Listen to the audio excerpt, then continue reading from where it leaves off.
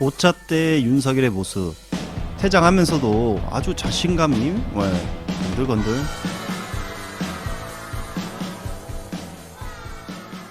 안녕하세요, 정치일학입니다. 오늘도 예상대로 정치 이슈가 빵빵 쏟아졌습니다. 윤석열표 대한굴의 시추 한 번쯤 들어보셨을 겁니다. 아브레우라는 사람의 회사에다가 우리 정부가 돈을 줘서 시추를 하겠다. 시추 성공률이 다른 데보다 상당히 높다. 자, 이래서 주식이 빵빵 터졌는데요. 그러면서 140억 배럴이 매장되어 있다. 자, 이 돈은 삼성전자의 5배 정도의 시가다. 이렇게 말을 한 것으로 기억이 납니다. 그래서 석유공사 자금 500억, 그리고 대한고래 프로젝트 정부 예산 497억, 그래서 1000억을 맞춰서 시추를 하려고 했는데 민주당이 전액 삭감했습니다. 자, 이 부분에 대해서 어쨌든 1차 시추가 이루어졌는데 석유공사에서 그 부분까지 놓친 거에 대해서는 아주 완벽하게 잘하지 못했다는 점에서는 죄송하다는 말씀을 드립니다. 산업부가 오늘 단 한 번만에 가망성이 없다, 경제성이 없다, 이렇게 꼬리를 내렸다고 합니다. 대통령께서 사실 담화하실 때도 이 대왕고래 프로젝트에 대해서 말씀하셨기 때문에 오늘 이런 기사를 제가 말씀을 드립니다. 그렇다면 결국 국회에서 이 대왕고래 프로젝트 예산을 삭감한 것은 결국 경제성이 없는 부분에 대한 잘된 예산 삭감이 아닌가, 그런 생각도 들었습니다. 윤석열이 눈을 질끈 감은 기사가 나왔는데요. 대한고래 실패 속보에도 경제수석이 헌재에서 이런 말을 했습니다. 금세계 최고의 유전보다 성공률 높을 것입니다. 자, 이 얘기가 경고롭게도 대한고래 실패와 속보와 비슷하게 나왔던 것이죠. 아무튼 이 대한고래 실패 소식을 접한 윤석열, 눈을 질끈 감았다, 이렇게 볼 수 있는 기사의 한 장면이다. 자, 여기서도 윤석열 거짓말이 들통났습니다. 윤석열은 예산 삭감으로 인해 국정이 마비됐다는데 라고 했는데 경제수석은 저는 보고 안 했는데요? 저는 보고 안 했습니다. 그래서 기사 내용은 박 수석은 대통령실에서 예산과 관련해 윤석열과 전담으로 소통해왔다. 그런데 그가 저는 보고 안 했다, 관련한 보고를 안 했다라고 말을 한 부분과 관련해서 사실상 윤석열의 독단적 평가에 불과했다는 비판이 제기될 것으로 보인다. 그러다면 이제 국정이 마비되어 비상계엄의 명분 또한 사라지는 것이죠. 그러고 보니까 이 경제수석이 윤석열 안티였습니다. 안티. 예? 잘 보세요. 대한고래 실패 속보에도 경제수석 금세계 최고의 유전보다 성공률 높을 것이다.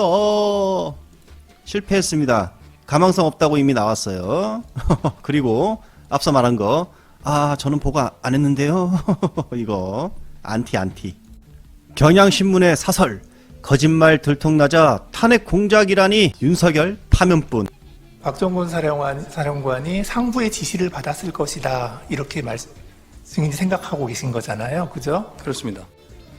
국회의원도 끌어내리라는 지시를 또 언급합니다. 의원을 끌어내라라고 싸고 사령관이 지시하는 내용도 다른 여단의 부대원들이 들었다. 네. 이제 그런 얘기를 증인이 들었다. 특임 단장도 들었다, 그래서 검찰에 진술을 한 부분. 제가 그걸 진술했으면 그 당시 기억이 맞습니다. 또 중요한 진술은 바로 150명입니다. 지금 보시는 것처럼 150명. 요원이 아니죠. 무조건 의원 150명. 국회에서 150명 끌어내라. 이 의미는 누구든 국회의원 종족수 150명이구나. 이걸 알죠. 150명이 돼야만 비상계엄을 해제시킬 수 있으니까. 그걸 들었다는 것입니다. 증인, 이 사진 속 장면은 기억하시죠? 예, 기억합니다. 예. 증인은 2024년 12월 10일 날 오전 국방위 회의가 끝난 후에 곽종건 특전사 사령관과 같이 민주당 소속 국회의원 보좌관이 안내를 받아서 3층 방에서 잠깐 휴식을 한 적이 있죠. 예. 곽종건 특전사령관의 방으로 들어갔는데 그 위에 차례대로 민주당 전문위원 이상혁, 그다음에 부승찬 의원, 박범계 의원이 들어오면서 곽종건 특전사령관을 이것저것 물어보고 이렇게 얘기했죠. 예.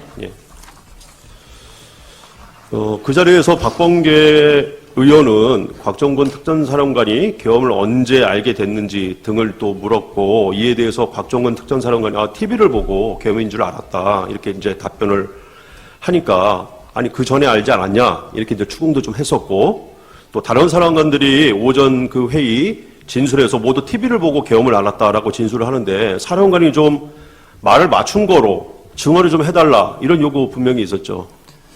아닙니다. 제가 기억하는 그 방에서 핵심은 예. 그 오전에 사령관께서 두 번째 통화 내용은 말씀드릴 수 없다고 한 거에 대해서 예. 그 말을 해달라는 것을 계속 대화를 했습니다. 예, 알겠습니다.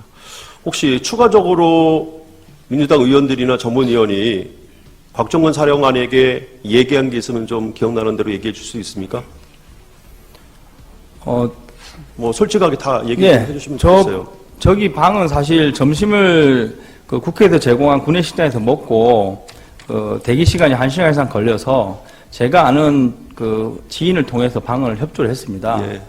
근데 이제 들어갔더니 그 관련 위원이 한 명 들어오시면서 이제 사령관과 이야기를 나눴고 예. 그 이어서 이제 그 부승찬 의원과 박범계 의원이 들어왔습니다. 예. 예. 그래서 뭐 결론은 사령관하고 뭐 대화 내용을 맞춘 거는 없는 걸로 제가 기억하고 예. 최종적으로 사령관께서 그러면 오후에 제가 진실을 말씀드리겠습니다. 뭐 이런 식으로 답변을 하면서 진행이 됐습니다. 짧게 한 말씀 드리겠습니다. 대한민국은 법치 국가입니다. 법치 국가는 여러 의미가 있겠습니다만 법에서 정한 만큼만 권한을 행사하라 이런 뜻이기도 할 것입니다. 헌법 제77조는 전시 사변 그에 준하는 국가 비상사태 일대에만 비상계엄을 선포하라고 했지 예산 문제를 가지고 비상계엄을 선포하라 하고는 규정하고 있지 않습니다. 따라서 오늘 예산 부분에 대해서 많은 부분이 오고 갔는데 그것이 비상계엄을 선포할 조건에는 해당되지 않는다는 점을 분명히 말씀드리고 헌법에 입법권은 국회에 속한다 이렇게 되어 있습니다. 물론 행정권은 정부에 속해 있습니다. 예산 편성권은 정부에 속해 있고 국회는 그 편성된 예산에 대한 심의 의결권을 가지고 있습니다. 정부 입장에서 국회에서 심의 의결하는 예산이 마음에 안 들 수 있습니다. 그런데 마음에 안 드는 예산이 책정, 결정, 의결되었다고 하여 그때마다 불만을 품고 비상계엄을 선포해야 한다면 아마 매년 비상계엄을 선포해야 될지도 모르겠습니다. 그래서 오늘 예산이 사실 탄핵심판의 쟁점이 아님에도 불구하고 쭉 들어본 결과 청구인으로서 그런 생각이 좀 들었다는 말씀을 드립니다.